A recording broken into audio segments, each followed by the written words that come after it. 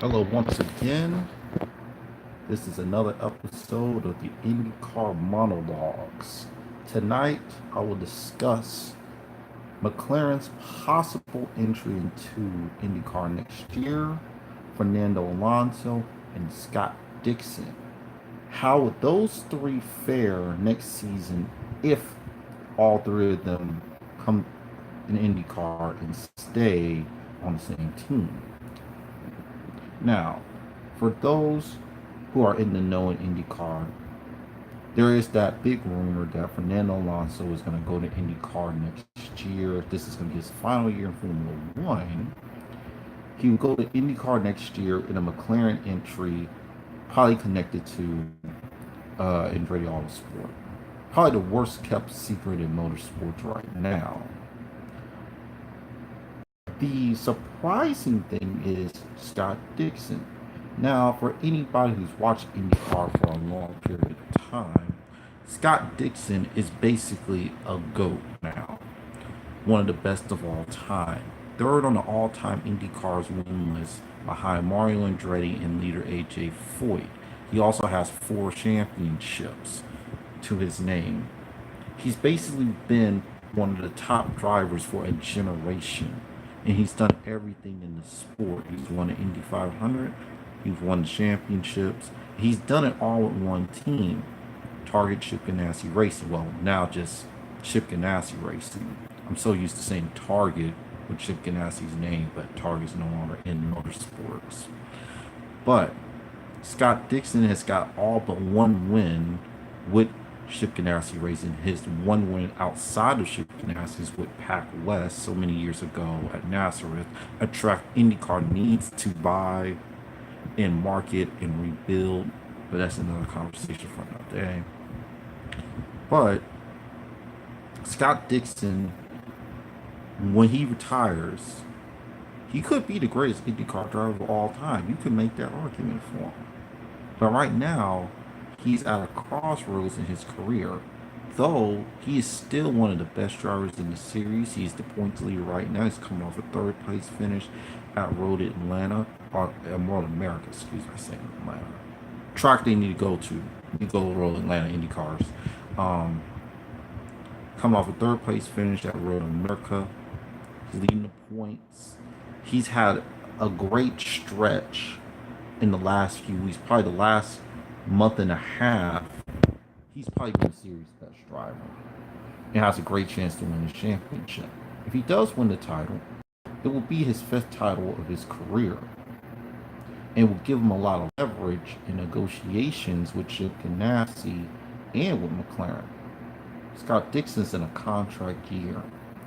So, does he stay with Chip Ganassi, really the team that gave him his big break, and the team that he's been most successful with, the team responsible for his greatness, or does he jump ship to McLaren? Now, from the things I've read from various news sources, Auto Week, Racer Magazine, Scott Dixon has confirmed that Zach Brown of McLaren has spoken to him about coming to his IndyCar team, having Scott Dixon drive for him next year. They didn't give figures on the deal, but I'm gonna take a good guess. It's probably gonna be more than what Chip Ganassi is gonna pay, even though Scott Dixon will always have a job with Chip Ganassi. So what does Scott Dixon do? Does Scott Dixon stay with Chip Ganassi, finish out his career there? Or does he take this opportunity of a lifetime and join McLaren in a return to IndyCars? Now, I will say this. If he does leave, I'm pretty sure he could bring that whole 9 Chip Ganassi team to the McLaren team. I got a good feeling about it. I think those guys would want to get up and leave because right now, who is on the market in IndyCar right now that you want to have at this moment? There's not a lot of guys available. You could go the younger route, go to Indy Lights drivers, or go for Formula 2 drivers. But Chip Ganassi is going to want somebody established who's won races and maybe already won a championship or at least won Indy 500. So that puts him in a bind if Scott leaves. Then you have this, Fernando Alonso. Now, I watched the French Grand Prix today on demand on the ESPN app. Sky Sports did a good job by them. And hearing his radio conversations, Fernando Alonso does not want to be in Formula One right now. Not with McLaren anyway. I think he wants to be in IndyCar right now. I think he wants to be in a series where he feels competitive and that he can win. Not just score points, but win races. Be it that he's now have 2 of the 3 legs of the Triple Crown. And really, he could have something of a grand slam because he's won the Formula One World Championship, he's won Monaco, and he's now won Le Mans. All he's missing is the Indy 500. He wants that. He wants that badly. If he can get that, I mean, you could call that a third F1 title. Because not many men have done that. I mean, it's the holy grail. So I think he wants to be in out of Formula One and in an Indy car very, very soon. Now, I don't think he would mind Scott Dixon as a teammate. I think it would help him because you have somebody who's been in Indy cars his whole career who can help the transition of being a Formula One driver and becoming an IndyCar driver. Scott Dixon is very important, and I believe the McLaren group will spend the money to make sure it happens. I think they can afford both men. I think they want to come to the series and start winning right away. I think they're gonna make that happen. I feel like what McLaren's gonna do is they're gonna start getting some of the best guys from the best teams and just overpaying for them. Just throw money at them. People have a price. Hey, there's people at Penske, Ganassi, and Andretti Autosport who are doing very well for themselves. But I think McLaren comes in and just says, look, I'll pay you double or triple what they're paying you over there because we need the right people. We need the right people here to run this team so we can be competitive out the gate. We're not going to wait 2-3 years. We're trying to win now. And in a spec series, everybody's got the same car. Only difference is engines, which is something else McLaren's going to have to figure out. But I also feel like they could go to Chevy. Even though I don't know if Ross Penske would like that. He's a factory Chevy team. Things there, so we shall see about that. So McLaren, Alonso, Dixon, will they all be together next year? Will Fernando Alonso even move? There's some rumors that he may just stay in Formula One, but I don't see why at this point because there's just nothing there for him now. He's at an age where he's not going to get back with Ferrari. He's definitely not going to join Mercedes. He's been there, done that with McLaren Mercedes years ago with Lewis Hamilton. That happened to be a disaster. And I don't think Red Bull's going to want older drivers. I think they're going to want younger drivers. I think Max Verstappen is probably going to be the guy. I think Ricciardo's going to go unless Honda comes in with a more lucrative offer than what McLaren's bringing. I think that's the way you probably keep Daniel Ricciardo's if Honda comes in and just matches whatever McLaren's offering. Go from there. So that's another video. But I feel like that's going to be the team next year. You're going to have Fernando Alonso, Scott Dixon together on McLaren IndyCar next year. Wrap this up real quick. I'm just going to talk about the Road America race. I think it was a good race.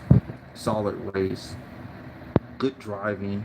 Um, give a lot of credit to the winner Joseph Newgarden, another solid win, absolute masterclass of performance. Ryan Ray did well in second, and Scott Dixon was solid third. Um, I really like what Ray Hall, Letterman, and Lonigan did. It was Takuma Sato's best performance in a very long time. His best race since last year's Indy 500. Got a fourth place finish, and he was in the top five all race long. Had a really good car, and Graham Rahal fought back, and got himself a fifth place finish. I think he would have been on the red sidewall tires. I think he could have got Sato and maybe caught Scott Dixon too. I also want to talk about Alexander Rossi. He finished 16th. He had a mechanical issue, but he he is probably the most aggressive driver in the series right now. He is rubbing some people the wrong way, but I happen to like it. I like it because here's a guy who's going out there and saying, I don't care about your feelings. I don't care about how you stand on a situation. I'm trying to win. Period. I don't care how you feel. I don't care about your reaction. I want to win races. I want to win championships. I don't care if I rub people the wrong way. Guy's cold-blooded as they come right now. I like that. I really do. That's why I call Alexander Rossi the villain. Knows my Villain Club t-shirt. He's the villain. And he embraces the role. He wants to be that guy. He wants to be the guy some people don't like. He wants to be the guy some people are like, I don't like this guy. Who do you think he is? He wants that. I think it drives him. It motivates him. He wants to show all those people who don't like him, I'm gonna make you dislike me more. Because I'm gonna go out there, I'm gonna have great finishes, I'm gonna win races, I'm gonna compete for championships, and there's nothing you can do about it. I thought the two moves he made during the race that were called by race control, I think race control made the right call in both cases. The one with Robert Wiggins and the one with Takuma Sato, those were racing incidents. That's all that was. Those were racing incidents. Those were, he didn't force nobody off the track. He had the inside line. He had a right to be on the inside line. There's not a lot of room coming off that corner. Okay? And he didn't run nobody off the track. Say, you run out of room sometimes. That's racing. He didn't purposely try to hit somebody. In this case, he was being aggressive. Now, what happened at St. Pete may be a little different. But I think this case, I think it was just good, hard racing. Right call was made. Anyway, this is Craig signing off this episode of Indycar Monologues. Great talking to y'all again. Until next time, see y'all later. And a suggestion for the IndyCar on NBC family. If y'all ever did a little throwback show, like they do a NASCAR at Darlington for the 7500, if y'all did a show like that, I would love to see all the people who I grew up watching, and most fans grew up watching the IndyCars on one telecast. I would love to see people like Jack Arute and Gary Gerald. I would love to see Bob Jenkins, Sam Posey. I would love to see Paul Page. People like that. People who raised us, raised the IndyCar fans. I'd love to see them do like a special show sometime. I don't know what race you would do that on. Maybe do it in a gateway race. Have them like do a few minutes of commentary. That would be cool. I would like to see that. Anyway, good night. See you next time.